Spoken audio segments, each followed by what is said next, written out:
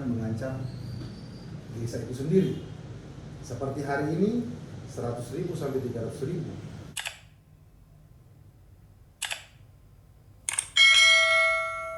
Izin Pak. Siap, Arif. Baik, Assalamualaikum warahmatullahi wabarakatuh. Waalaikumsalam warahmatullahi wabarakatuh. Selamat sore, salam sejahtera. Yang saya hormati tim Pansel, peserta uji kompetensi mutasi rotasi Bapak Nasli Pakutungan. Alhamdulillah memenuhi undangan untuk melakukan tahapan uji kompetensi, dalam hal ini wawancara. Dan tentu dalam wawancara ini ada beberapa aspek yang akan didiskusikan nanti dengan Pansel. Nanti bergilir, masing-masing akan melakukan diskusi terkait isu-isu yang sudah ada pada masing-masing Pansel. Baik, untuk kesempatan pertama saya berikan kesempatan kepada Ibu Dr. Magdalena Wu. Silakan. Baik, terima kasih Mas Ida. Selamat sore. Assalamualaikum warahmatullahi wabarakatuh. Waalaikumsalam. Sudah lama tidak ketemu Pak Nasli. Bapak gugup? Ya enggak? Sehat? Sehat. Sehat pasti. Sehat. Oke. Sehat sekali. Siap Sehat juga. Pak Nasli sekarang hadis apa? Kadis PMD. Hadis PMD. Dari yang kemarin kita mutasi Pak Nasli jadi di PMD. Ya. Di PMD. Oke. Pak Nasli senang, enjoy begitu kerjaan di PMD? Senang dan enjoy. Senang dan enjoy. Kayak ikan ketemu kolamnya ya? Ya. Oh. Jadi kalau pindah sedih Pak?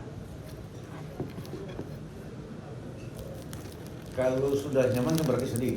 Sedih. Ya. Kira-kira berapa lama nanti sedihnya? Tergantung waktu. Tergantung waktu atau tergantung tempat dinasnya?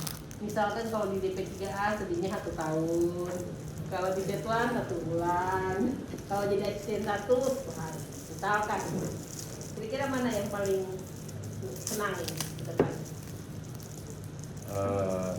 Itu tinggal kita. Ya. Yang menjalankan. Kalau sedihnya berapa? Yang mana ini? Tidak perlu berlarut. Udah berlarut-larut. Yang paling sedih dipindahkan kemana kira-kira? Gimana? Yang paling sedih dipindahkan di tempat mana kira-kira Pak Nasli? Kalau ASN itu gimana dipindahkan? Pada dasarnya Tenang. siap terus. Sedihnya tidak lama, termasuk kalau non job juga. Siap. Kalau terkait dengan manajerial, tahu kira-kira yang biasanya dilakukan oleh ASN ketika masuk pertama berarti adalah kemampuan manajerialnya. Nah, kemampuan manajerial apa yang kira-kira menjadi unggulan Bapak?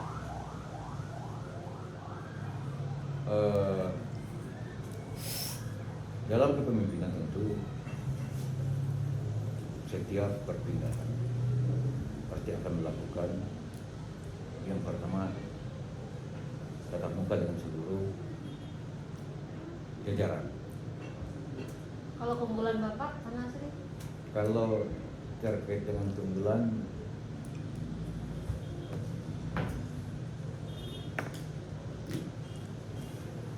saya tidak bisa menjelaskan terkait dengan keunggulan diri. Saya tidak menjelaskan itu.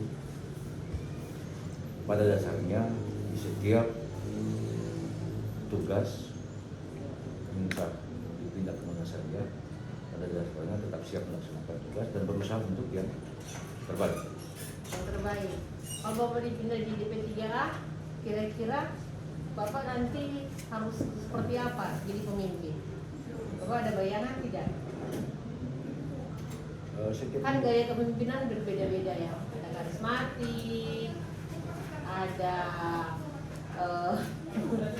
apa namanya, seperti Soeharto gaya kepemimpinan yang otoriter ya kan, atau seperti apa? Kalau di DP3 apa? Perkembangan sekarang ini tentu tidak perlu otoriter. Jadi kira-kira gaya kepemimpinan apa? Hanya butuh ketegasan saja, tetapi tidak harus otoriter. Tegas dalam kata bisa lunak dalam sikap tetapi tetap tegas. Kalau yang di DP3 harus seperti apa memimpinnya kira-kira? Saya pikir sama. Sama, pasti beda Pak. Gak mungkin sama. Karakter kepemimpinan Hmm. pasti begitu. Hanya yang membedakan adalah momentumnya, tugasnya saja. Tetapi untuk cara memimpin itu pada dasarnya sama. Tergantung orang ini bawa ini Tapi instansi. memimpin, kalau presiden beda-beda kan gaya kepemimpinannya Pak. Iya. Apalagi kadis, pasti beda-beda Pak. Berarti melekat pada orangnya Pak.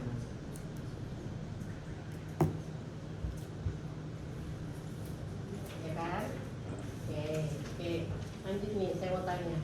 Sekarang di PMD, kalau kita lihat sebenarnya pemimpin yang bisa paham apa itu efisiensi dan efektivitas di PMD itu implementasinya, programnya, atau Bapak bilang harusnya manajerialnya itu dimulai dari apa Pak?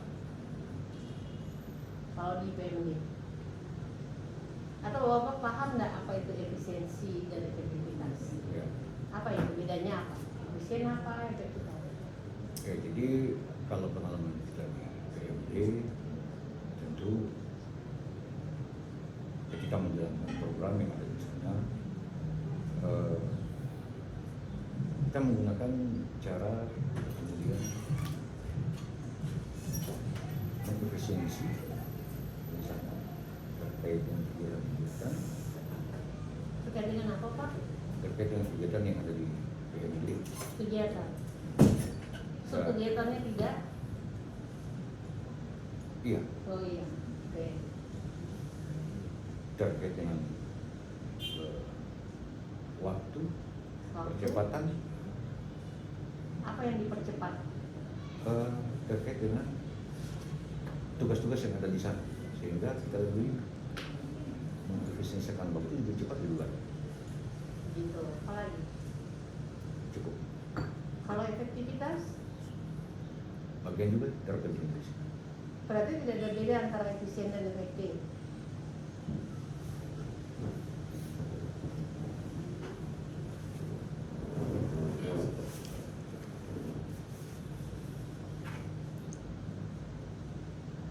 Kalau kita bicara soal kepemimpinan di manajerial, selama ini Pak Nasli memimpin, pernah tidak mendapat kecaman atau mendapat protes atau cerita dari mulut ke mulut Pak Nasli tidak cocok di situ?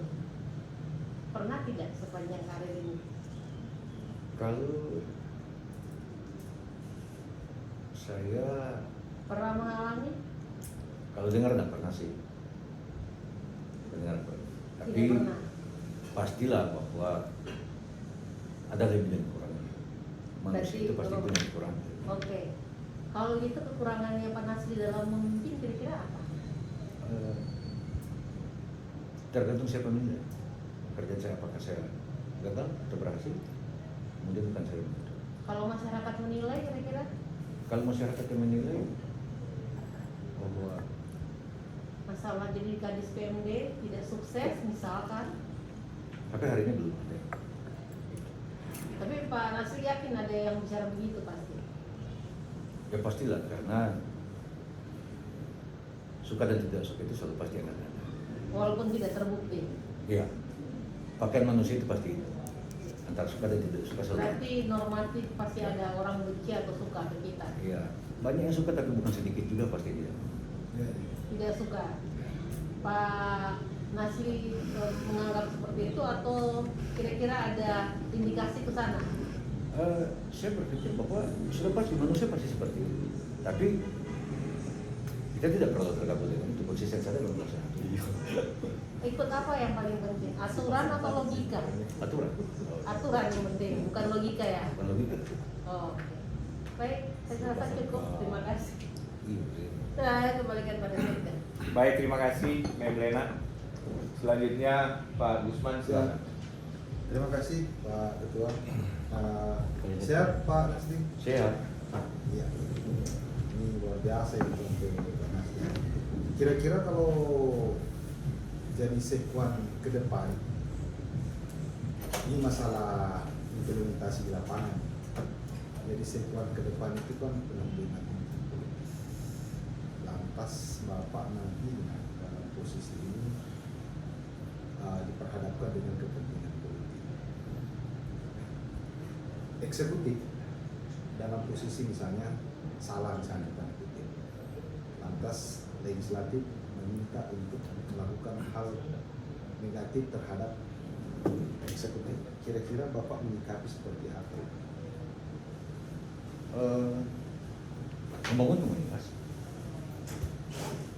Membangun komunikasi antara dua yang tadi seperti disampaikan bahwa politik tentu ruang tersendiri, birokrasi punya ruang tersendiri, dan ketika ada terjadi ketidaksesuaian dan harga ini, maka menjadi penting di situ adalah membangun komunikasi agar supaya bisa dipertemukan ini. Demikian.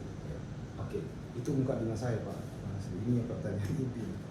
Nah sekarang proses dalam perjalanan Bapak sebagai DPMD, saya memonitor Pak, baik secara Bapak mulai dari camat, isu, dari DPMD, saya monitor bahkan sekedar informasi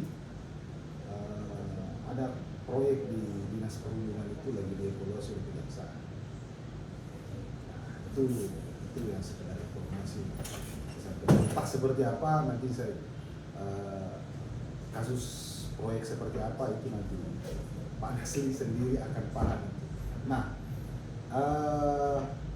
Pak Nasri, proses pilkades mungkin beberapa hari terakhir ini banyak wartawan yang telepon tentang terkait dengan money politik. Nah, ada 3 wartawan yang saya memang sengaja minta untuk wartawan saya untuk mewawancari Pak Nasri. Jawabannya normatif, hanya melempar masalah ke aparat hukum.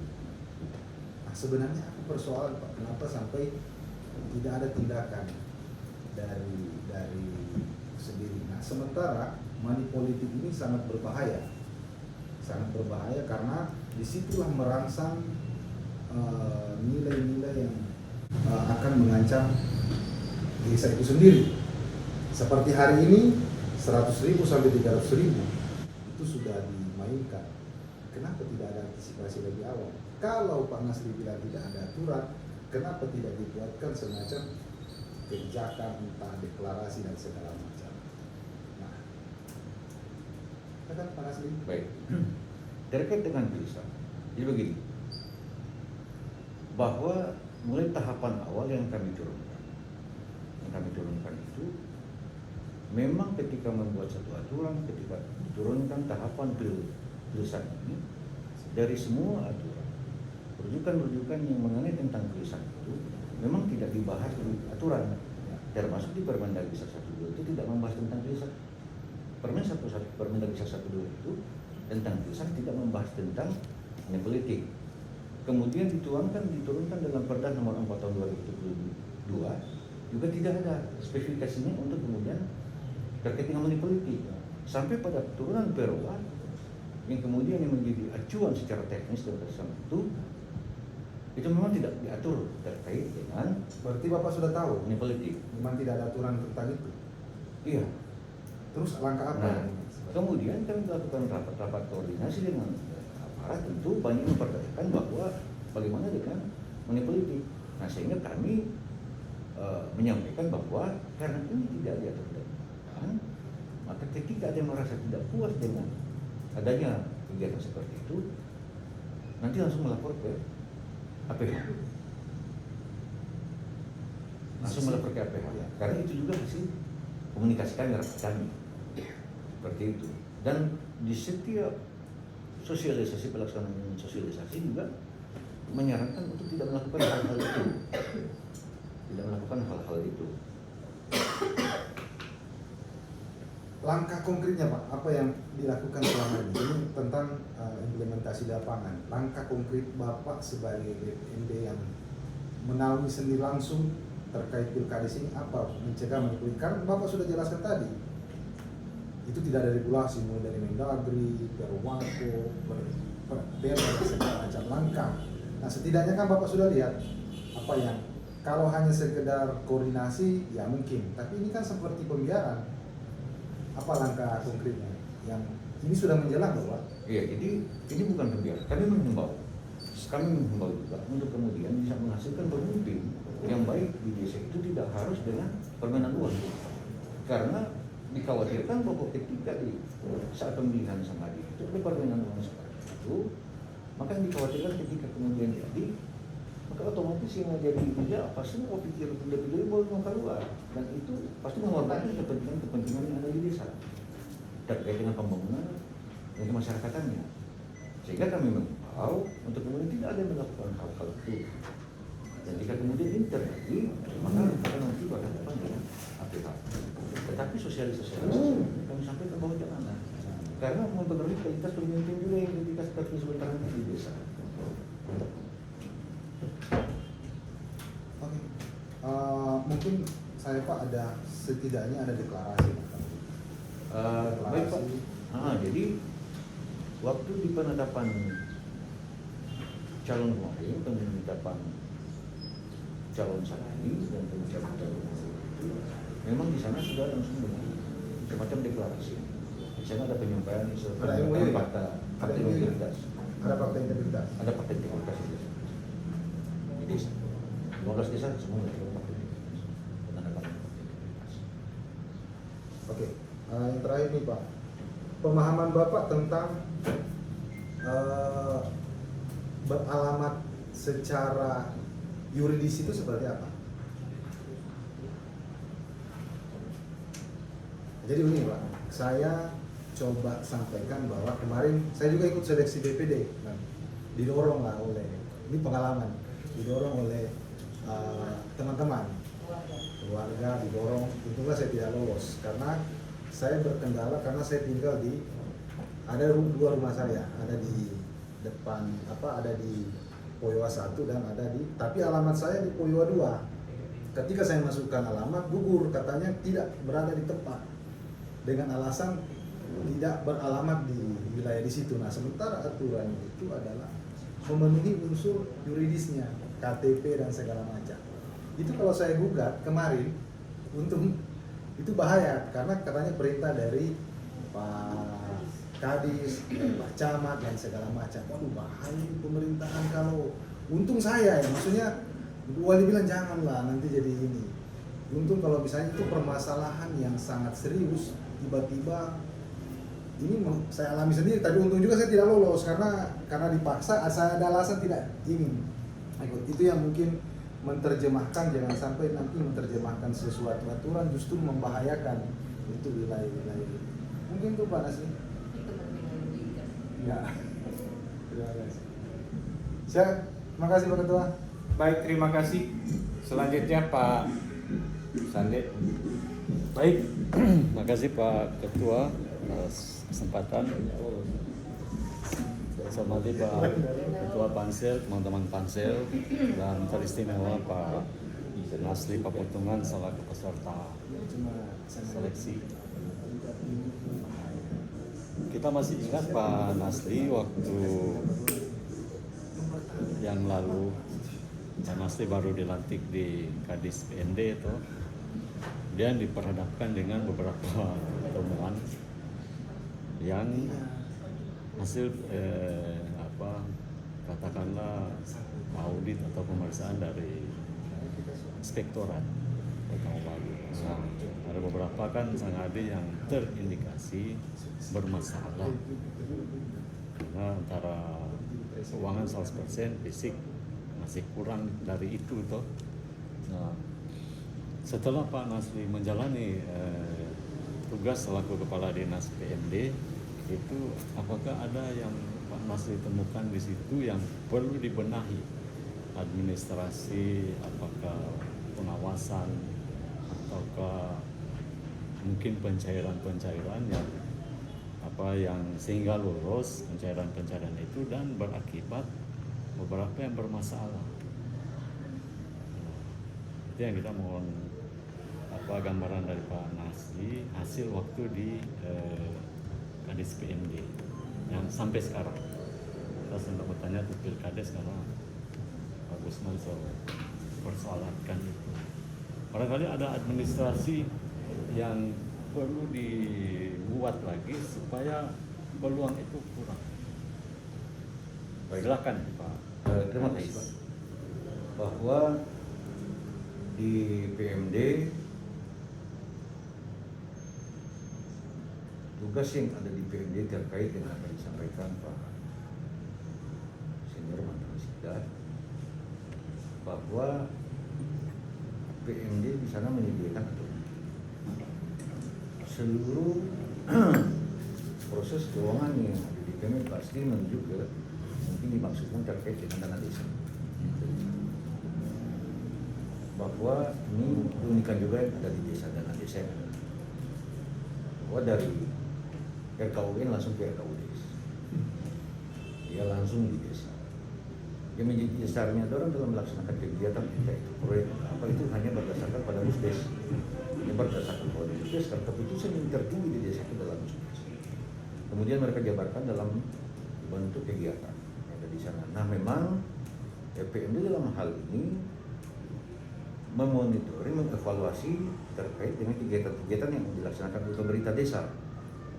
Nah, memang ada beberapa temuan-temuan juga termasuk dari BPKP, kemudian inspektorat di desa-desa yang melakukan kegiatan terutama dari desa. Pengalaman yang ada di kami bahwa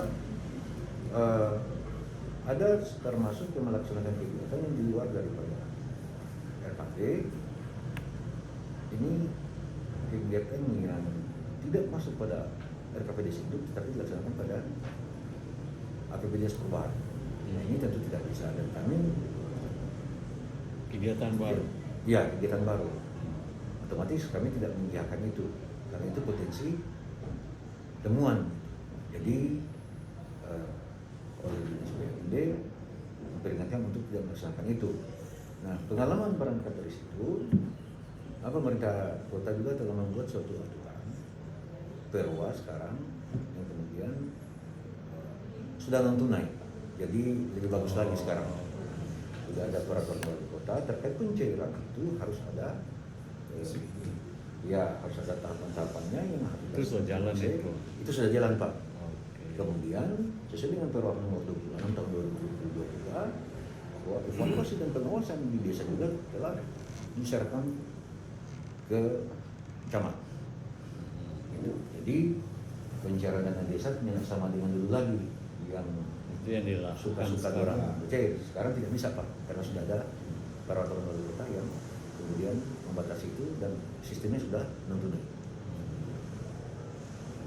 Tapi non tunai ataupun tunai, kalau pengawasannya juga tidak akurat, bisa saja kan orang bayarkan yang barang tidak ada, walaupun non tunai. Ya. Nah itu ada nggak pengawasan untuk itu? Ya, jadi pengawasan selalu dilaksanakan oleh dinas, bahkan sudah melibatkan fungsi daripada camat. Karena di tingkat kecamatan kalau dulunya tidak ada semacam rekomendasi, sekarang sudah harus ada rekomendasi dulu dari pemerintah kecamatan, baru itu bisa melakukan pencairan. Itu pun sudah harus diperiksa dulu oleh inspektorat, baru camat mengeluarkan rekomendasi untuk pencairan ke tahap berikut. Itu yang pengawasan. Dan Dinas PMD sendiri juga turun bersama-sama dengan camat melakukan pengawasan di desa. Itu yang dilaksanakan di zaman Pak Nasri kan? Iya. Saya kira itu sebagai modal kuat. Ini kok cuma persoalan koordinasi kita rasa. Iya. Koordinasi antar yang terlibat di pencairan itu. Dan saya rasa dengan diundang untuk ikut rotasi mutasi ini, kemungkinan besar sebenarnya di situ. di PMD karena apa terus mau wawancara begini kok masih mau di situ lagi tuh. Bisa saja naik, bisa saja mau asisten 3 karena masih PLT, atau karena Pak A1 sudah ada ikut wawancara, bisa saja ke asisten 1 atau sama dengan Melina bilang P3A. Ya. Tapi dari semua itu yang diperlukan yang sebagai modal untuk melaksanakan tugas itu adalah administrasi itu mesti hanya jangan cuma cerita, mesti ada DP implementasi. Dan bagus waktu di PMD ini ternyata pencairan soal non tunai dan sudah melibatkan kecamatan. Ya. Saya rasa tinggal itu. Jadi nanti misalnya naik ya koordinasi itu yang paling penting untuk yang mulai dari perencanaan, pelaksanaan ataupun monitoring, evaluasi terhadap pekerjaan yang sedang berlangsung. Siap. Dan yang tidak mau terjadi ulang tuh dong panggil waktu lalu dong. Siap. Sanadi Ya. bom waktu. Jadi alhamdulillah tidak meninggalkan beban karena soal non tunai soal lebih ketat sekarang ya. Siap. Iya, makasih. Kembalikan kepada Pak Ketua. Terima kasih Pak Sande. Selanjutnya Pak Adnan. Baik, terima kasih Pak Ketua, Pak Sekda, Pak Nasli yang saya hormati. Beberapa tahun di PMD Ketua? 1 tahun 4 bulan. 1 tahun 4 bulan. Ya, yang kami tahu di PMD itu seluruh model, karena itu lebih banyak ke desa juga pembinaannya, jadi memang regulasinya sudah diatur sedemikian rupa. Artinya secara normatif tinggal melaksanakan saja kan, tinggal taat saja di aturan itu. Dan nah, kira-kira sebagai seorang kadis, seorang PMD, karena sudah ada regulasi apa yang yang dirubah-rubah sedikit di situ. Ada enggak aturan yang dibuat sendiri, dirubah sendiri atau sedikit ditingkatkan di situ? Selama jadi kadis PMD selama 1,4 tahun itu kan. Yang menjadi hal yang penting di sana terkait dengan keuangan desa, termasuk yang kami lakukan pada tahun ini adalah termasuk tadi itu disampaikan tadi terkait dengan tata cara pencairan yang ada di desa. Itu sudah ada keputusan wali kota terhadap pencairan. Kalau dulunya kan tidak ada itu, tidak ada. Kemudian itu dulunya juga pengawasan terhadap evaluasi terhadap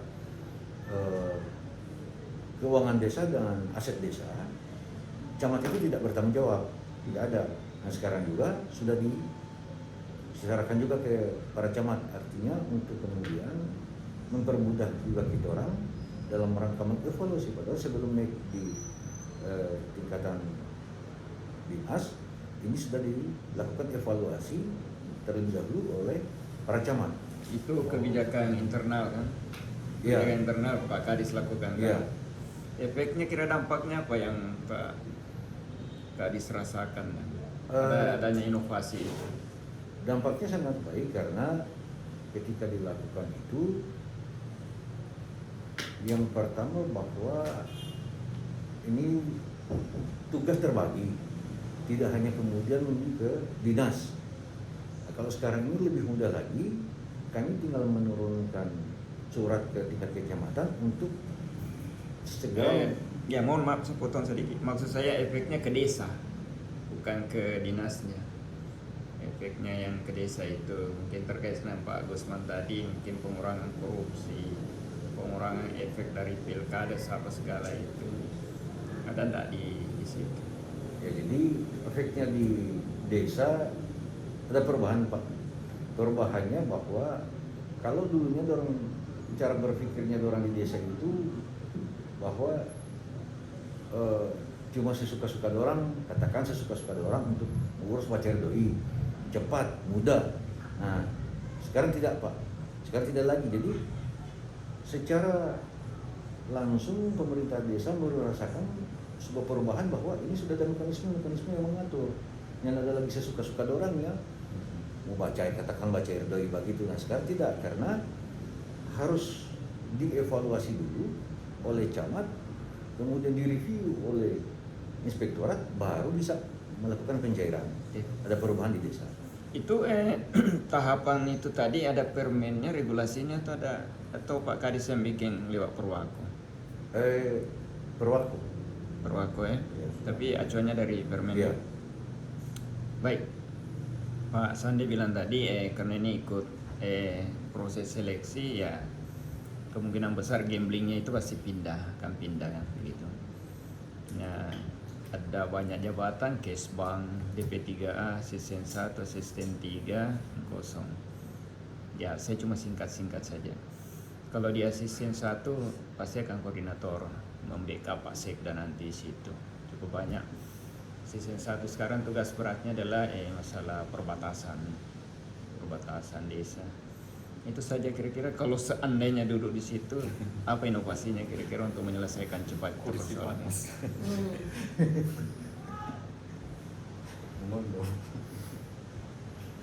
Ya. Insting saja ini, naluri saja. Kalau toh memang seperti itu, tidak ada jawaban lain, harus menuntaskan. Itu saja. Harus menyelesaikan. Kalau itu target, maksudnya inovasinya itu yang saya tanyakan. Kebetulan saya diserahkan oleh tugas Pak Sekda menggali inovasi. Karena kalau masalah inovasi, kegiatan sudah banyak yang dilakukan. Nah, mungkin ada yang lain dari seorang namanya Pak Nasli yang boleh kami dengar di sini.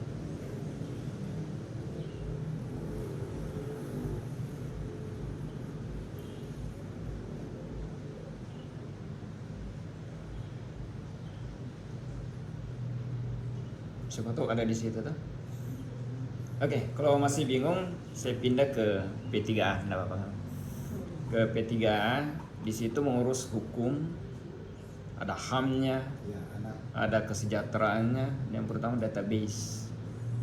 Dan kasus sekarang yang banyak adalah kekerasan, meningkat akhir-akhir ini. Berdasarkan data di kami di Bapeda meningkat. Nah, kira-kira apa kira-kira di situ? Kan di PMD ada kaitan mungkin di situ. Kira-kira inovasi apa untuk menyelesaikan mengurangi kekerasan di situ kira-kira di PMD itu? Di PMD, P3A maksudnya. Sekiranya ada di situ. Ya, jadi banyaknya terjadi apa yang disampaikan ini, kasus-kasus yang meningkatnya kekerasan terhadap anak dan perempuan. Ini tentu yang pertama banyak kemudian turun di masyarakat untuk bersosialisasi pada masyarakat, tentu berdasarkan aturan.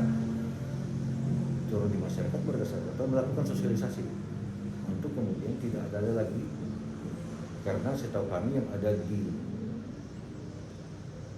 P3A itu sudah juga terakses dengan pihak kepolisian dalam rangka mengurangi tindakan-tindakan seperti itu. Nah, tentu bekerja sama dengan instansi samping dan SKPD lain untuk kemudian melakukan sosialisasi di masyarakat agar supaya tidak terjadi hal-hal seperti disampaikan ini dan bahkan menurunkan angka-angka kekerasan terhadap anak dan perempuan. Baik, mungkin nanti disarankan untuk ada inovasi lain karena memang keberadaan kepolisian dan lain sebagainya itu sangat berfungsi. Tapi di satu pihak kita jadi high cost. Nah, kemudian kalau di AS3 membackup Pak Sekda juga seandainya ke AS3. Situ menangani ASN, keuangan, pengawasan, koordinator. Kira-kira seandainya di Pak Sekda tiba-tiba tunjuk di situ, apa yang bisa Pak Nasli bantu Pak Sekda dikasih nanti kira-kira?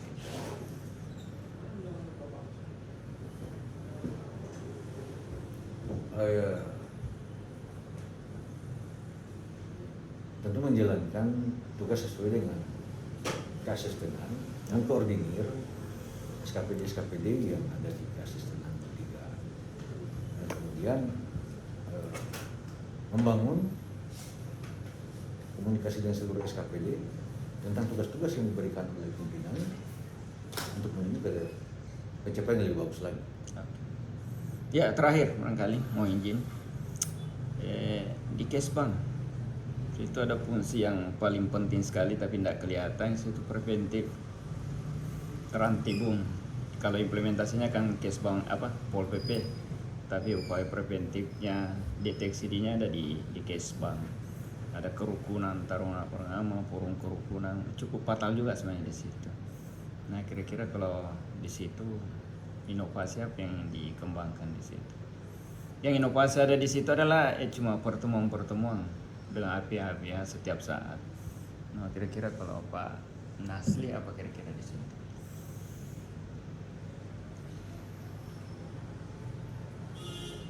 Di Kesbang Pol, ya, benar bahwa di situ tugas yang dilaksanakan di sana ada hubungan dengan instansi-instansi samping ataukah kemudian dengan antar umat yang ada di sana.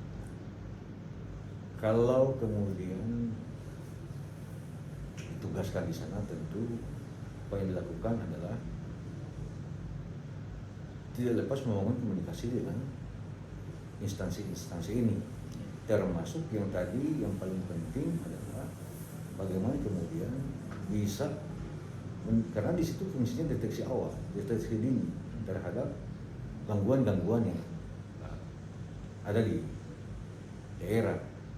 Nah, di samping membangun komunikasi dengan instansi samping, tentu peningkatan kinerja yang ada di Kesbang Pol itu sendiri yang kita tingkatkan, karena terkesan bahwa ini normatif, jalan normatif, dan secara keseluruhan kalau saya berpikir secara keseluruhan. Pak Nasli, tadi saya tertarik dengan Pak Nasli menyampaikan alur proses perencanaan sampai dengan penganggaran di desa tadi. Ya. Apa yang menjadi kelemahan di situ?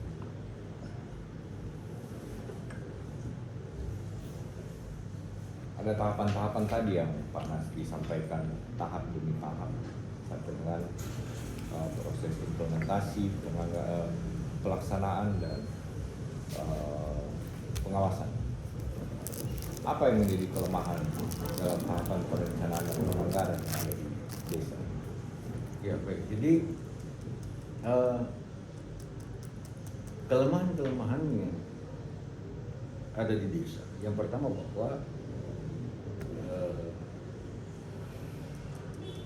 di dalam penganggaran desa ini hanya selalu berpikir bahwa apapun yang mereka inginkan mereka laksanakan di desa itu gampang, karena hanya berdasarkan musdes yang mereka laksanakan di sana, dan berdasarkan hasil musdes itulah mereka menganggarkan semua masukan-masukan dari masyarakat.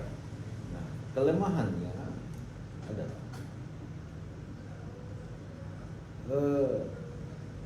para perangkat yang ada di desa itu tidak kemudian melaksanakan tugas-tugas sesuai dengan ketentuan. Artinya di desa itu sejatinya tugas telah terbagi habis di seluruh perangkat desa. Namun yang melakukan pekerjaan di sana ada yang cuma dilakukan sendiri oleh Sangadi, ada yang dilakukan sendiri oleh perorangan yang namanya bendahara, ataukah mungkin yang ditunjuk oleh Sangadi di sana. Padahal beban pekerjaan yang ada di desa itu sudah terbagi dengan habis, sehingga menyulitkan pemerintah desa di setiap pertanggungjawaban, di setiap ada pemeriksaan harus mengumpul banyak orang menyelesaikan itu tugas. Karena tadinya cuma dilaksanakan oleh satu orang ditunjuk oleh Sangadi. Itu kelemahannya yang ada di sana. Sehingga dalam pertanggungjawaban ketika ada datang pemeriksaan back over, cuma di ini bekerja, cuma di ini bekerja. Padahal tidak harus seperti itu. Contoh sama dengan pelaksanaan pemain kegiatan fisik, dilaksanakan oleh PKD. harusnya bendahara itu dia yang melakukan pencairan, kemudian diserahkan ke KD yang melaksanakan, dan kemudian sebentar nanti KD juga itu akan membuat pertanggungjawaban. Ini enggak. Ini kadang-kadang di desa itu ini KD ini dia mau bekerja dia suka sendiri, cuma main perintah, kita mesti butuh dana sekian, butuh uang sekian untuk melaksanakan kegiatan, dan ketika sudah dilaksanakan kegiatan cuma sampai di situ. Pertanggungjawabannya dia nak suruh, dia nak bikin, tapi dia suruh bikin orang lain. Nah, ini sudah yang ketika di pemeriksaan sebentar nanti dia juga yang bingung. Jadi itu kendala-kendala yang ada di desa.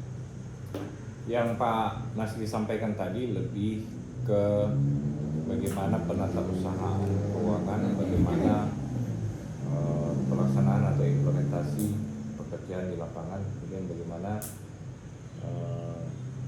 sistem pelaporannya. Yang saya ingin tanyakan di sini, apa kelemahan perencanaan yang ada di desa dari aspek perencanaan?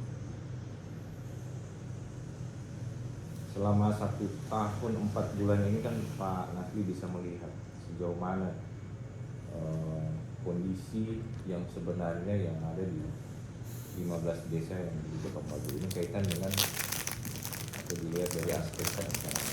Bagaimana Pak Nasri melihat itu? Dari sisi perencanaan yang memang nampak bahwa di desa ini yang kami upayakan, kenapa di desa itu sudah harus ada yang memang betul-betul paham dari sisi perencanaan, karena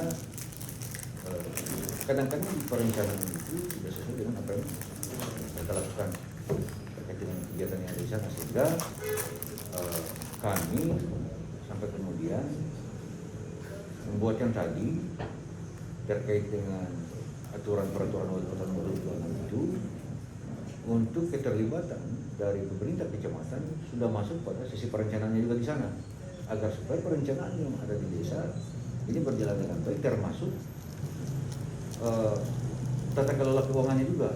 Jadi dari dinas PMD itu melakukan pendampingan juga di desa.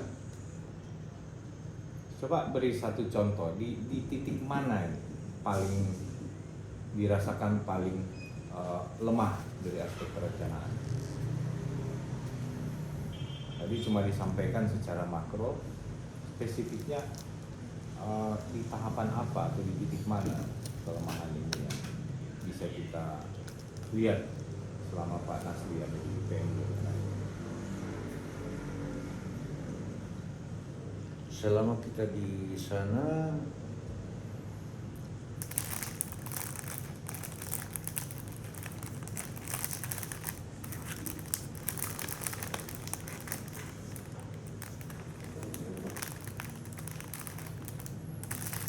sebenarnya banyak. Satu contoh perencanaan lemahnya perencanaan di sana itu sebenarnya ini terkait dengan SDM sebenarnya lebih lagi ke SDM, sehingga perencanaan yang ada di tingkatan desa satu contoh sama dengan ada kejadian seperti saya sampaikan bahwa karenanya nak matang di perencanaan, tidak termuat di dalam perencanaan, kegiatan nanti dilaksanakan betul pada tidak muat dalam perencanaan. Ada kasus juga seperti itu, dan ini memang fatal. Dari sisi perencanaannya yang tidak matang, itu satu contoh kasus. Kalau yang disampaikan tadi ada pelaksanaan kegiatan yang tidak didasari oleh atau tidak termuat di dalam dokumen perencanaan, berarti ini sangat fatal kesalahan yang dilakukan oleh teman-teman di desa. Dan kesalahan fatal DPR juga fatal. Sampai hari ini saya menerima info bahwa itu berlanjut di APH dan nilainya tidak kecil. Nah tentu ini yang orang harus sama-sama antisipasi, harus sama-sama apa sih titik kelemahan, apa yang harus kita pemerintah kota bikin satu sistem lah bagaimana untuk mengatur itu. Kita bungkus dengan perwako, kemudian ada tahapan-tahapan yang memang sudah kita tetapkan untuk baking ini. Tahapan ini jangan sampai terlewatkan. Tahapan ini ada di bulan sekian. Ya. Tahapan-tahapan itu sudah ditetapkan. Artinya panduan lah atau pedoman lah yang secara jelas ini dapat diimplementasikan atau diikuti oleh teman-teman di desa, di desa Racuan. Tadi sebenarnya ada banyak Pak.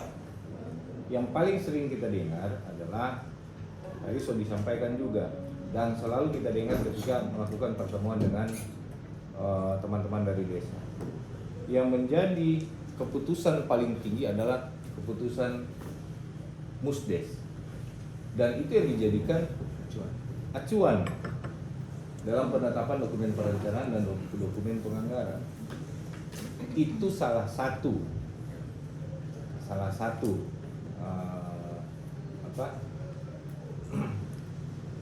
satu dari berbagai aspek perencanaan yang nantinya akan kita kolaborasikan di dalam dokumen RKPDes yang nantinya jadi APBDes. Hal-hal seperti itu sebenarnya sangat-sangat kelihatan apa yang menjadi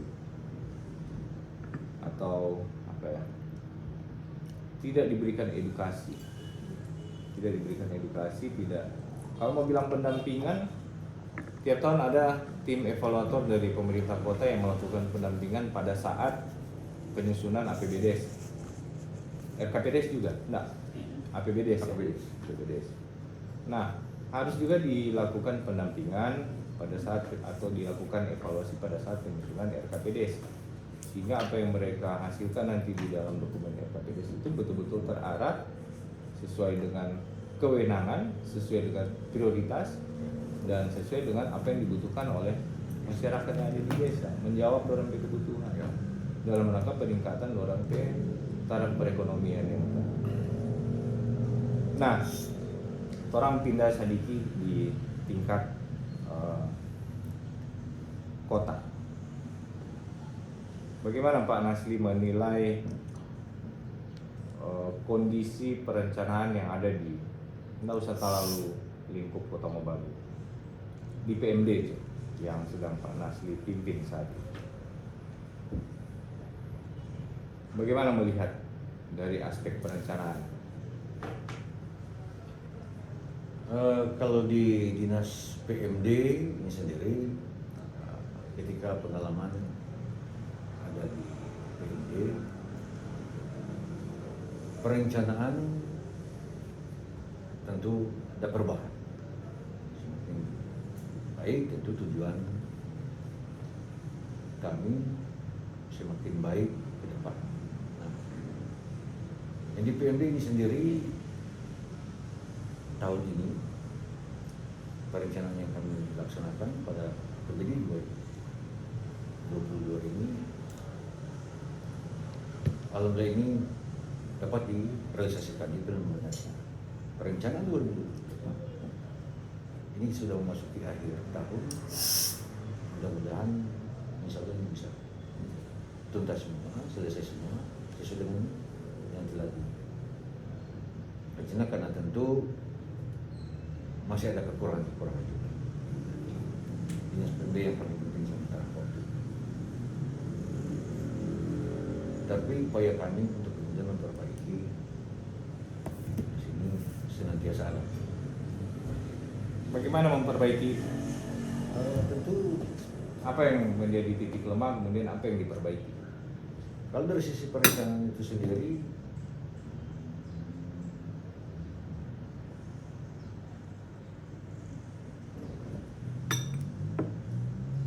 masih ada kekurangan. Jadi dalam contoh sama dengan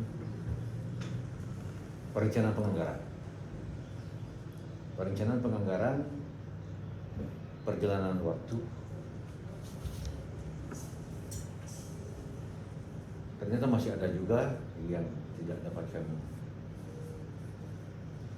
akomodir, dan itu adalah termasuk kegagalan juga. Termasuk kegagalan juga karena perencanaannya kami tetapkan di tahun 2022 ini ternyata masih ada yang belum terlaksana. Kenapa belum terlaksana? Itu Apa kan faktor bukan. yang menyebabkan itu? Faktor yang menyebabkan itu sebenarnya Apakah memang tidak mampu melaksanakan atau terkena dampak refocusing? Artinya tidak dapat dilaksanakan dengan berbagai pertimbangan, apakah pertimbangan regulasi, pertimbangan teknis, atau pertimbangan SDM, atau terkena dampak dari refocusing. ya, jadi terkait dengan itu ini ada faktor yang bersama juga, ada juga yang dampak refocusing dan ada juga faktor SDM. Ini yang kami perbaiki, termasuk dari SDM itu sendiri dan juga dipengaruhi oleh Refocusing. Nah, kalau refocusing berarti berkaitan dengan kondisi keuangan negara yang boleh dikatakan orang dengar-dengar ini memasuki krisis. Memasuki krisis nenek, Ya, bangkrut malahan. resesi. Nah, bagaimana menentukan prioritas saat perencanaan? Menentukan prioritas dengan betul senior bilang duitnya tidak ada ini. Dengan keterbatasan anggaran, satu-satunya cara adalah menentukan prioritas. Bagaimana menentukan prioritas ini?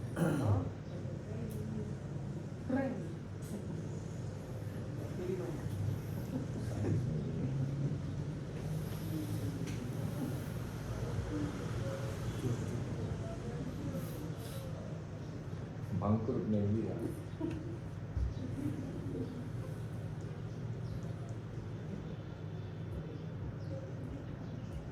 sulit juga kalau kita mau tentukan prioritas, kan ini sama dia yang bilang sebangkrut.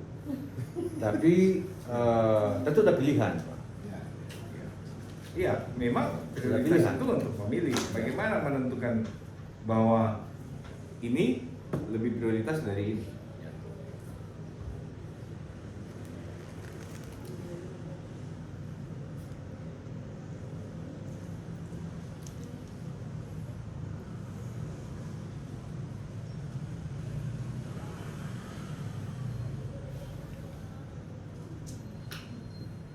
Bagaimana Pak Nas? Mungkin karena bidang sebelah lebih dekat dari Pak Nasli, jadi bidang sebelah juga kegiatan yang diakomodir gitu. Tentu bukan seperti itu kan? Tidak Prioritas. seperti itu. Oke. Baik, saya mungkin cukup dan terima kasih untuk Bapak Ibu panelis yang sudah melakukan diskusi dan wawancara dengan salah satu peserta atas nama Bapak Nasli Peputungan. Dan untuk Pak Nasli, terima kasih. Kami Pansel memberikan apresiasi telah mengikuti kegiatan ini, uji kompetensi. Sekali lagi terima kasih. Assalamualaikum warahmatullahi wabarakatuh. Waalaikumsalam warahmatullahi wabarakatuh. Tapi